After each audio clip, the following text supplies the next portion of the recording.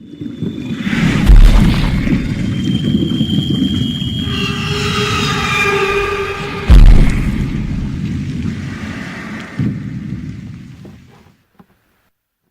going on, guys? Welcome back to another repaint video.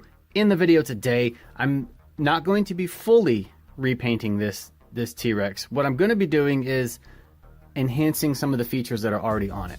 Now, I'm not going to paint the body green. I'm going to leave the green the way that it is. I'm going to leave these stripes how they are. And I'm just going to be adding some more detail to it just to kind of make it pop a little bit more. On top here, obviously, you know, this is supposed to be the bull T-Rex from the Lost World, so it's missing that yellow on top. So I'm going to add that with the airbrush. I'm going to put some detail here around the eyeball and darken that up a little bit, and just do some general washing on it, and just kind of give it some shadow and stuff. Bring the green down into the jaw a little bit, paint the claws, you know, things like that. And I think with just a little TLC, this could look really good. So I think that's what I'm going to try and do today in the video. So we're going to go ahead and get started.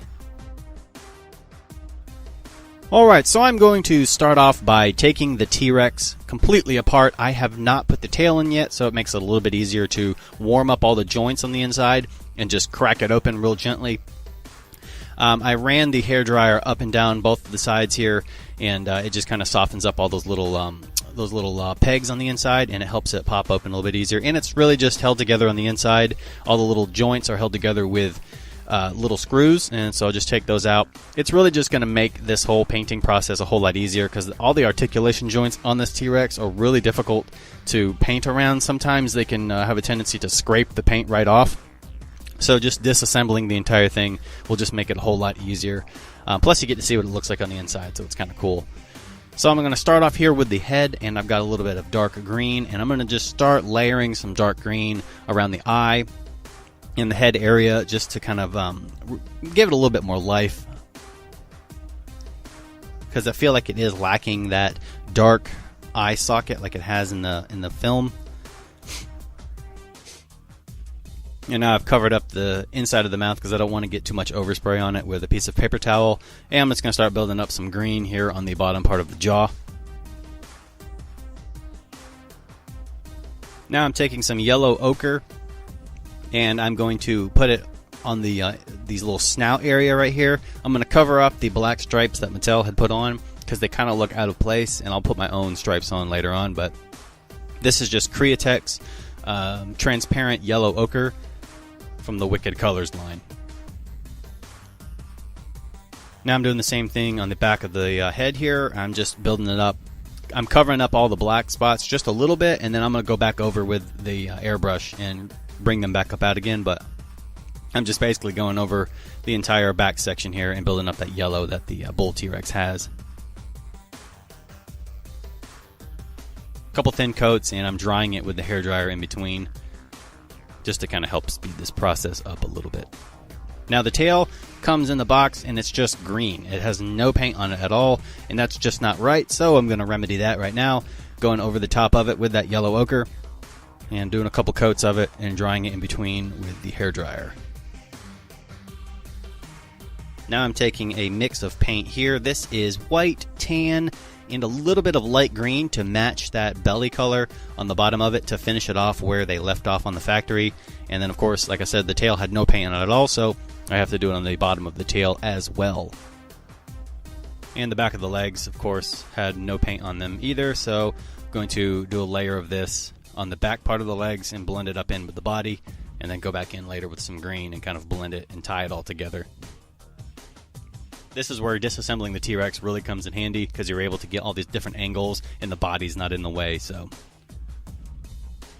and now I'm going back in with the light green, and like I said, I'm tying it in together with the plastic. I found a green that somewhat matches the plastic that the T-Rex already comes in, so it just kind of helps to give it that nice little transition from the green to that kind of tan light color.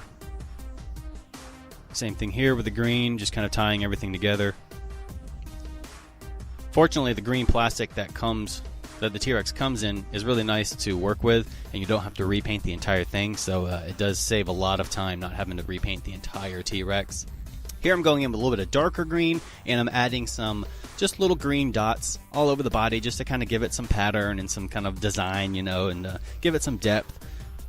Here I'm going in with some dark green and with a drop of black, and I'm just picking out the little pebbles and the scales all along the jawline right here, just to kind of make those stand out a little bit.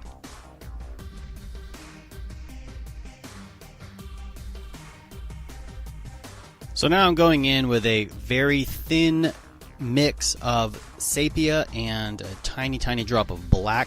This is very, very thin, almost like a glaze, to get these nice stripes on its face, kind of a more of like a translucent kind of vibe.